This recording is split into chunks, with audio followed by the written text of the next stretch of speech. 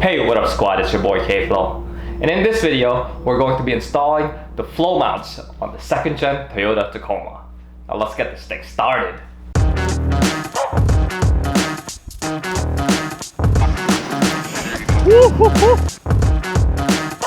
Now I love my 2nd gen, and unfortunately some of the mounting systems out there just seem way too clunky and way too overpriced. And finally, when I have my phone, my camera, and my comms radio on my dash, and I need all of them charging, those cables end up looking like mom spaghetti on my dashboard. And these are problems that I have for my 2nd gen, and I'm sure you do too. And innovation really shouldn't stop because the 3rd gen is around. And I believe it is my sole duty as a mechanical engineer to innovate and create beautiful things for the 2nd gen. So my team and I designed and fabricated the flow mount. What is the flow mount, you might ask? It is a sleek and beautiful universal track mounting system designed specifically for the 2nd gen Tacomas. It also does have a built-in cable management rail on both the front and the back side of it in order to keep your cables looking fresh to death, baby. This system follows the curvature of the dashboard, making it look like it's actually supposed to be there. And if you have the RAM mounts, this system is actually compatible with any of the RAM mount accessories that you already have. My team and I are working hard to come up with new designs for both this track mounting system and any new ideas for the Tacoma. So make sure you smash that like and subscribe in order to be kept up to date with our latest idea releases. Now unfortunately, in order to make this track system work, I'd have to perform a very outrageous and heinous task of drilling right into the dashboard. And if you cringe at those thoughts, then maybe you should not watch this video. But wait, hold up guys. If you do like the idea of the track mounting system, but hate the idea of drilling into your dashboard, we did come up with a second product that only drills into the faceplate of the head unit. And that will be highlighted in part 2 of this video series. And I know, I'm still drilling into the faceplate, but at least I'm not drilling into the dashboard.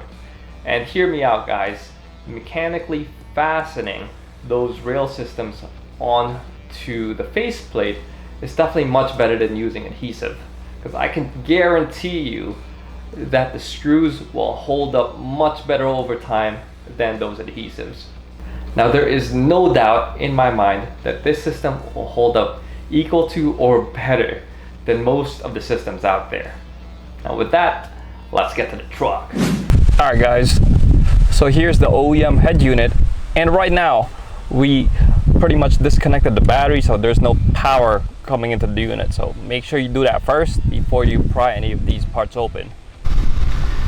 Here we'll remove this climate control unit, and we'll use one of these plastic pry bars to undo the bezel from that part of the dashboard. We want to use one of these because if you use our screwdriver, it will actually end up scratching up this whole area. We'll start with the top and then just pry it towards you, just like that guys. And then work the bottom.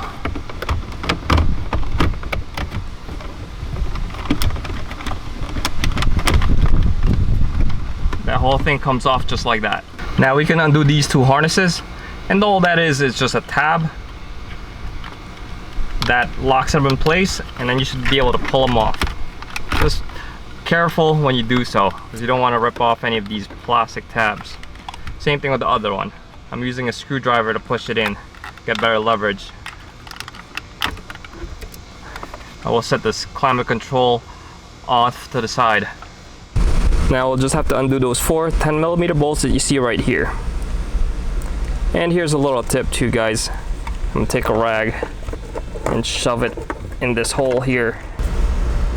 That way, if any of those 4 bolts drop, they don't fall into the hole.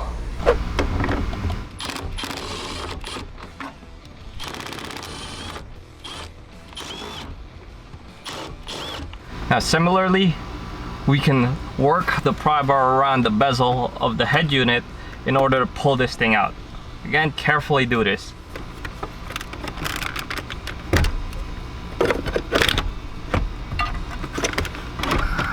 And let's first undo this leftmost harness, which is I think the antenna, so we'll have more room to work. Now we can spin this head unit upside down so we have better clearance on the harnesses. First we'll pull this harness on the bottom most.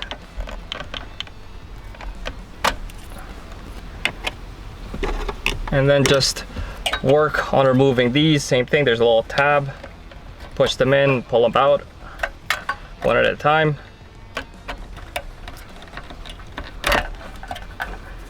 And that frees up the head unit. So this would be a good time to just wipe down the dashboard from all the dust.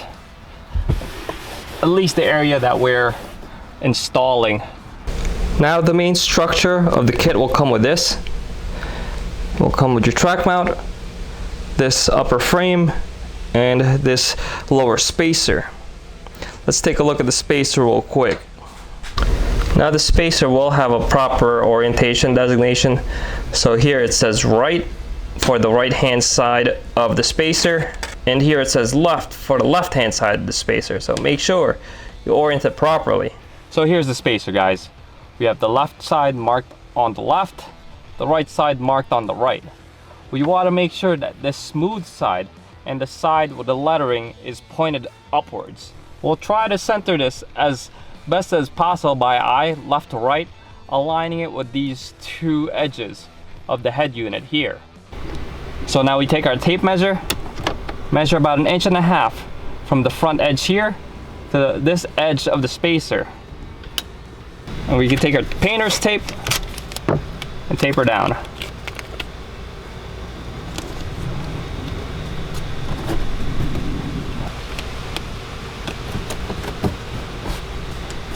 Now let's double check. 1.5 inches, still good. 1.5 inches, still good. And it still looks centered left to right. Now we can take the rest of the structure and just place it on top of the spacer, making sure that the two corners line up. Look for the hole and then scribe that hole as hard as we can. You want to make sure we mark that dashboard properly. Push down on that nail if you have to. And always make sure you're recentering this rail.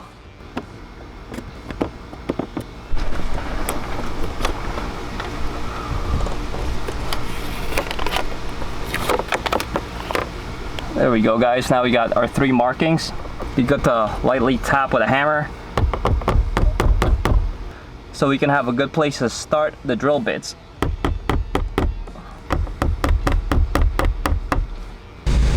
And there's the close-up of the scribed markings, guys. So now we can take our drill bit. I actually shoved it all the way in because this clearance is really tight. And we just drill right into those scribed marks. And I forgot to mention, this is a 1/16 inch drill bit. And we just keep stepping the drill bit up, guys, in order to make that hole just a little bit bigger. We step up all the way to 3/16 of an inch. We can take a razor blade and just clean up all of the burrs.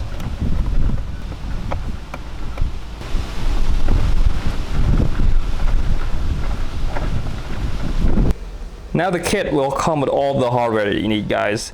And here is the hardware stack.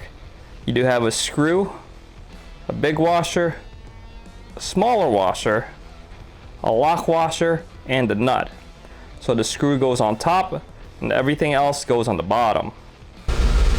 At this point I did move the rag, so now I moved it upwards in order to catch any of the hardware just in case I drop it by accident.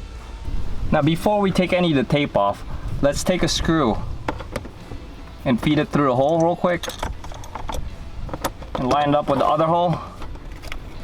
And we could take off one of the tape so we're not fishing for that hole later.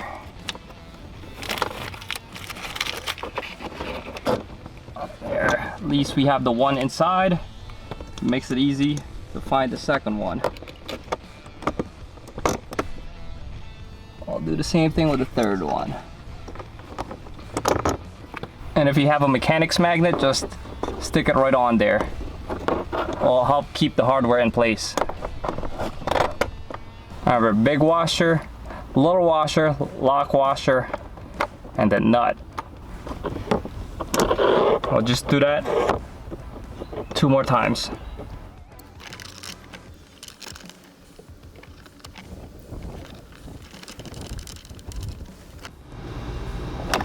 Now before we tighten this fully down, let's make sure that the corners are still lined up properly.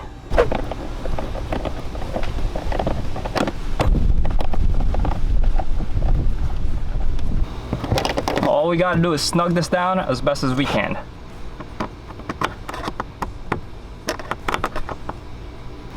Now let's make sure we're using something like a screwdriver instead of a ratchet.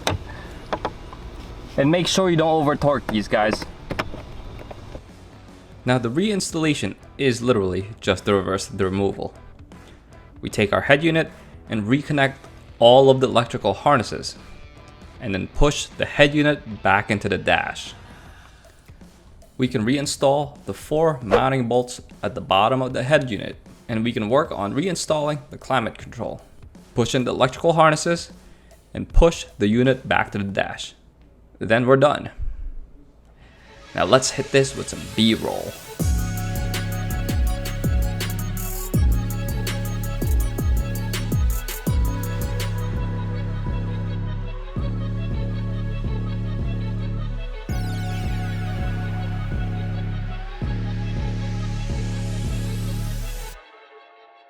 So in the next video, I will be highlighting the head unit flow mount. And in the video after that, we'll be talking about that integrated USB charging system and how to install that. So make sure you smash that like, subscribe, and hit that bell too, so you guys are up to date on these video releases.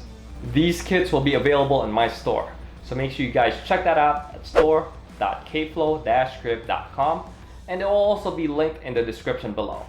Now I am very excited, guys, because we have a lot of ideas that we're working on implementing with this flow mount system. And if you have any accessory ideas you'd like to share, please leave it in the comment section below. We'd love to hear new creative ideas. And if you have any problems right now that you think the current industry doesn't solve, leave them in the description below too, because we'd love to find a solution with you. So that's pretty much it for this video, guys. And until next time, peace out, everybody.